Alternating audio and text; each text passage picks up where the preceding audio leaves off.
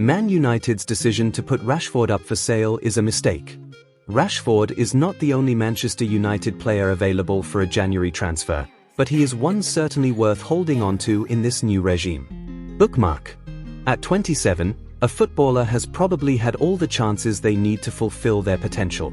How many opportunities squandered are too many? But with Marcus Rashford, since the moment he burst onto the scene against Arsenal under Louis van Gaal as a wide-eyed teenager, you have always felt there is more. So much more. In Erik ten Hag's first season in charge in 2022-23, Dr. Frankenstein's monster was finally complete. Manchester United had their first 30-goal striker since Robin van Persie a decade earlier. And it was a kind-hearted lad from down the road. What could be better than that? How it has quite turned as sour as it has is a sad tale of which nobody really comes out of it feeling particularly satisfied. But all is not lost. Ties need not be severed. The Marcus Rashford Manchester United love story can still have a happy ending yet.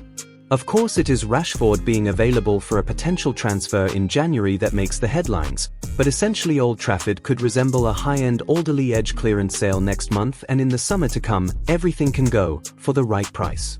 With the PSR regulators watching their every move, funds need to be generated to give Ruben Amorim the tools to fix his stuttering United machine. But unless the offer is a tempting one, Rashford does not need to be one of those placed in the window to entice buyers in.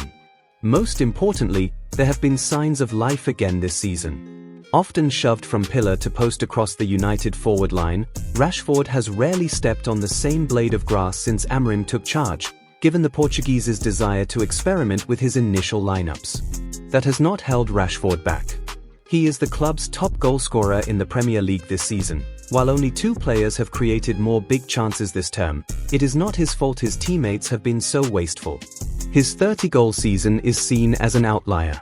A flash in the pan, never to be repeated again. But can form over an entire year be seen as luck? Out of character? Look at the list of names of who have achieved similar, and there are not many run-of-the-mill hitmen on there.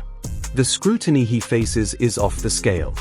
Those closest to him feel he is unfairly targeted, with more analysis of his below-par performances than any other during the past few years of United decay. And they have a point. Rashford's body language is what irks his critics most, but with the cameras fixated on him more than any other player, the eyes see what the camera wants them to. His own supporters boo him. Former players turn on him for going on holiday to America when it was perfectly acceptable to do so.